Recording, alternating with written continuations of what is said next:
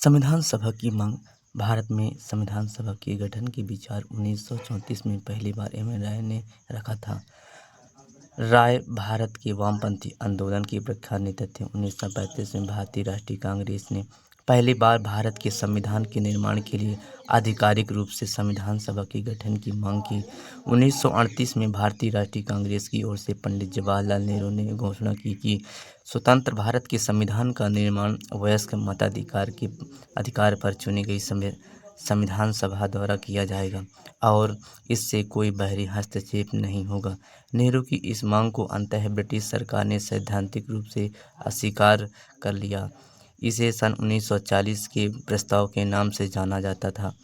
1942 में ब्रिटिश सरकार कैबिनेट मंत्री सर स्टैफोर्ड क्रिप्स तथा ब्रिटिश मंत्रिमंडल के एक सदस्य एक स्वतंत्र संविधान निर्माण के लिए ब्रिटिश सरकार के एक प्रारूप प्रस्ताव के भारत में आए।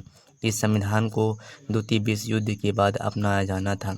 क्रिप्स प्रस्ताव को मुस्लिम लीग ने अस्वीकार कर दिया। मुस्लिम लीग की मांग थी कि भारत को 2 स्वायत्त हिस्सों में बांट दिया जाए, जिनकी अपनी संविधान सभाएं हों। अंततः ब्रिटिश सरकार द्वारा भारत में एक कैबिनेट मिशन को भेजा जाए। इस मिशन ने 2 संविधान सभाओं की मांग को ठुकरा दिया। उसने ऐसे संविधान सभा के निर्माण की योजना सामने ब्रिटिश सरकार द्वारा भारत में एक कैबिनेट मिशन को भेजा गया। इस मिशन के 2 संविधान सभाओं की मांग को ठुकरा दिया, लेकिन उसने ऐसी संविधान सभा का निर्माण की योजना सामने रखी जिससे मुस्लिम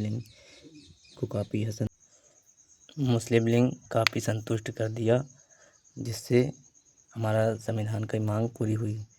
मेरी वीडियो अच्छी लगी तो